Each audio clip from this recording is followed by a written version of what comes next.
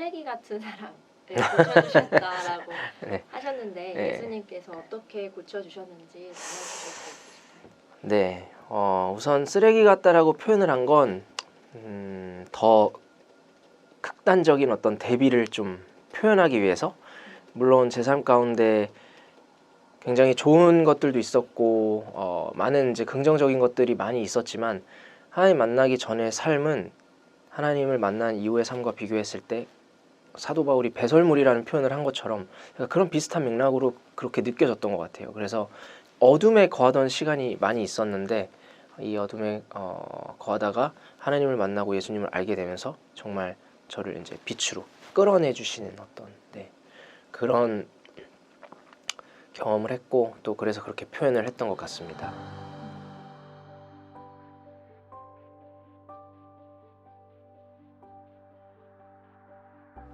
제가 제 아내를 만나서 교회를 처음 가게 되고, 또 그 시기에 제가 또 일이 잘 되면서 막 유명한 가수가 되고 뭐 여러 가지 일들이 있었는데요. 그때가 참 아이러니하게도 제 삶이 가장 쓰레기 같았을 때였어요.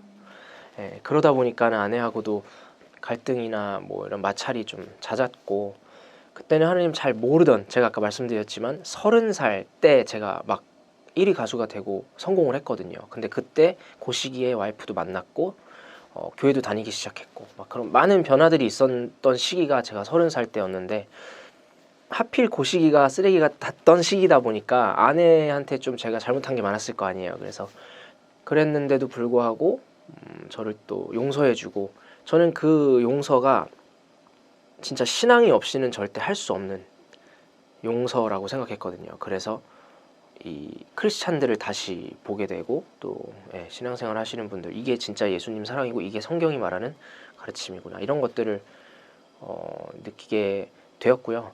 정말 그 가족분들과 아내의 그런 기다림과 기도, 이런 것들이 저를 진짜 거듭나야겠다, 변해야겠다, 이렇게 생각을 하고 다짐을 할 수 있게끔 그렇게 만들어 준 것 같아요.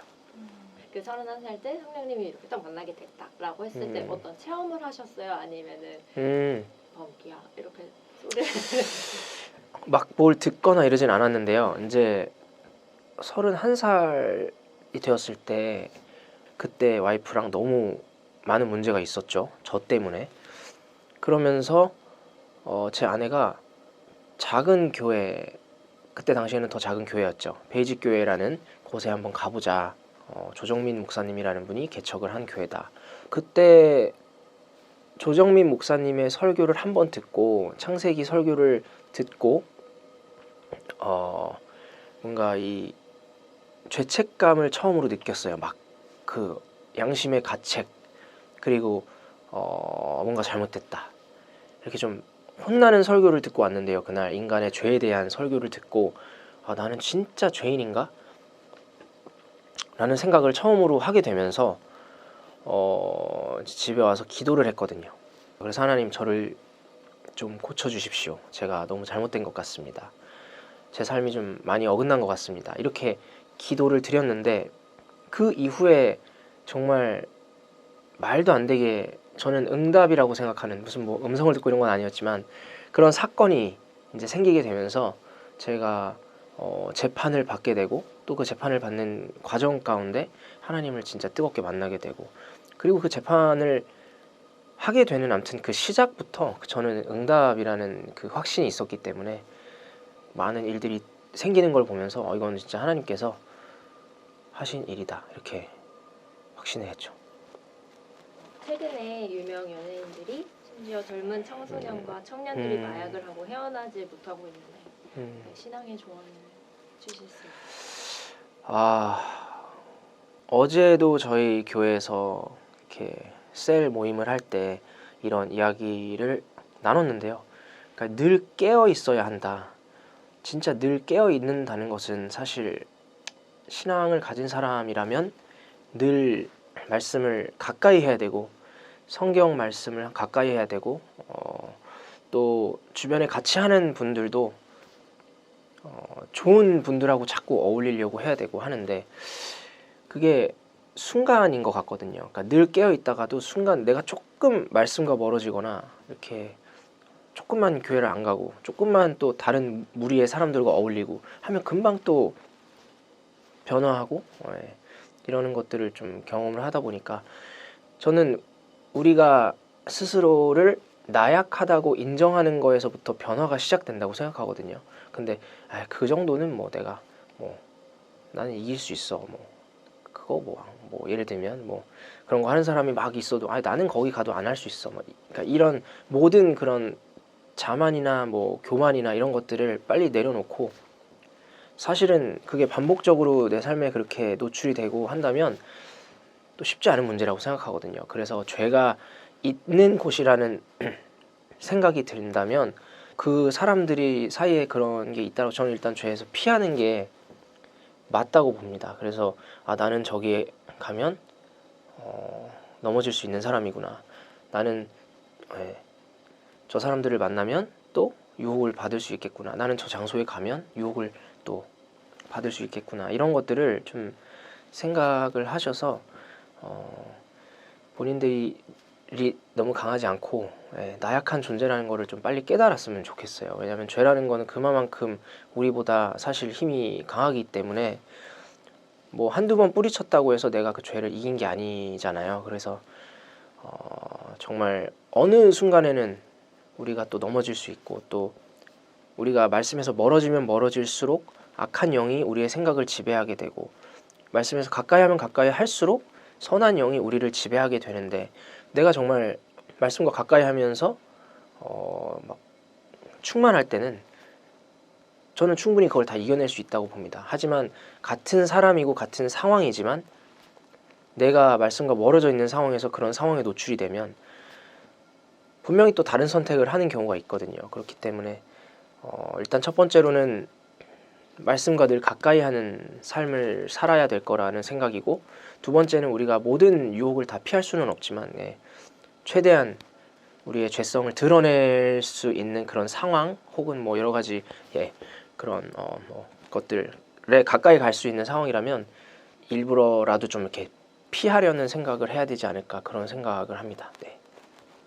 2015년부터 하나님을 찬양하는 노래와 가사로 선한 영향력을 보여주는데 크리스찬 뮤지션으로 앞으로의 계획과 기도 제목을 말씀해 주세요.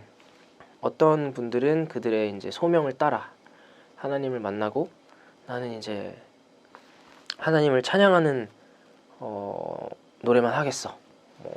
그러니까 CCM으로 전향을 하신다거나 아예 뭐 그러는 분들도 있고 그것도 존중하고 하지만 이제 저는 개인적으로는 이 대중음악계에 오래 있기도 했고 또 연예계에 제가 예수님의 제자로서 살아가면서 할 수 있는 일들이 있을 거라는 생각을 해요. 또 그 외에 소명도 있고 하나님께서 주시는 것도 있기 때문에 그래서 저는 대중음악도 하면서 또 CCM 앨범도 지금 준비를 하고 있는데요. 그러니까 이거를 같이 하면서 뭐 연예계에도 사실 많은 문제들이 있거든요. 그게 마약이든 뭐 도박이든 자살 문제든 아무튼 저는 그 제 음악을 통해서 그런 활동들을 더 할 수 있게 되기를 바래요.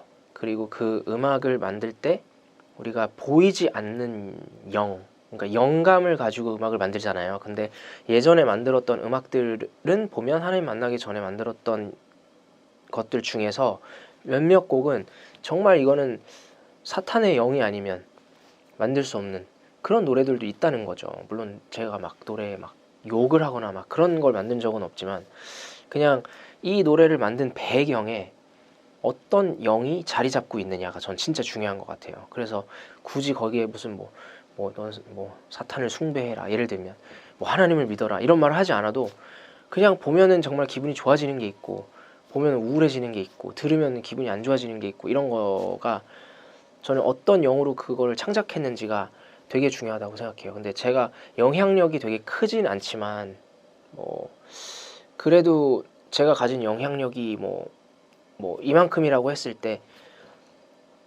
어쨌든 하나님이 저한테 이만큼의 영향력을 허락하셨으면 그 안에서 제가 하는 거를 최대한으로 잘 해야 된다고 생각하거든요. 그래서 이 제가 만든 음악을 통해서 더 많은 사람들이 위로를 받을 수 있고, 그래서 정말 다시 용기를 내고 살아갈 수 있는 그런 힘이 저는 있다고 생각하거든요. 그거는 저희가 하는 게 아니라 성령님이 하시는 거기 때문에 그런 음악을 만들 수 있게 그런 어떤 지혜와 그런 거를 가질 수 있게 좀 기도를 해주시면 감사하겠습니다. 좋아하시는 성경 구절과 찬양, 그리고 재미교포 크리스찬들에게 신앙의 격려 메시지를 부탁드립니다. 고린도서 5장 17절에 보면 누구든지 그리스도 안에 있으면 새로운 피조물이다. 보라, 이전 것은 지나갔고 너희는 새로운 사람이 되었다. 새 것이 되었도다. 이런 구절이 있잖아요. 근데 이게 제가 가장 처음 하나님 만나고 받았던 마음속에 새긴 구절이거든요. 왜냐하면 새로운 피조물이 된다는 것은 저에게 약간 되게 희망적인 일이었는데, 제가 생각했을 때 나는 진짜 쓰레기인데, 아까 말씀드린 것처럼 나 같은 쓰레기도, 나 같은 사람도 새로운 사람이 될 수 있을까? 새로운 피조물이 될 수 있을까? 했는데 저에게 그런 위로를 주었던 성경 구절이고, 또 하나는 에베소서의 5장 8절에 보면 너희가 전에는 어둠이더니 이제는 주 안에서 빛이라, 이런 말씀이 있는데요. 이 두 성경 구절에 공통된 것이 주 안에서, 그리스도 안에서, 주 안에 있을 때, 우리가 그리스도 안에 거할 때만 새로운 피조물이 될 수 있고, 새로운 사람이 될 수 있고, 또 빛으로 나올 수 있고, 그러니까 이게 제가 항상 새기고 있는 말이에요. 그냥 그리스도 안에 없으면 사실은 새로운 사람도 될 수 없고, 다시 그냥 예전 사람으로 돌아가는 거고, 다시 어둠으로 돌아가는 거라는 거죠. 그래서 이 조건이 그리스도 안에 있어야 새로운 사람이 되고, 또 어둠에서 빛으로 나올 수 있는 거니까 우리 또 재미교포 여러분들은 아무래도 또 타지 생활을 하고 계시고, 저도 미국에서 생활을 했었지만 그때는 신앙이 없어서 뭐 사실 비교를 할 수는 없는데요. 그 기분을 잘 몰라서. 근데 어찌됐건 타지에서 생활을 하면서 또 신앙생활을 이어가는 게 어떻게 보면 되게 쉽지 않고, 또 미국의 지금 현실 자체가 어떻게 보면 크리스찬으로서 살아갈 때 또 많이 충돌되는 것들이 많이 있기 때문에, 그게 동성애 문제든 마약 문제든 뭐 다양한 것들이 또 존재하잖아요. 그래서 그런 것들을 좀 잘 지혜롭게 이겨내면서 잘 지내셨으면 좋겠습니다. 그리고 꼭 그리스도 안에 머무는 노력을 하시면 좋겠어요. 그래서 매일매일 우리가 어둠이 아니라 빛에 거하고, 또 옛날 사람이 아니라 정말 매일매일 새 사람이 되는 그런 경험을 하시면 좋겠습니다.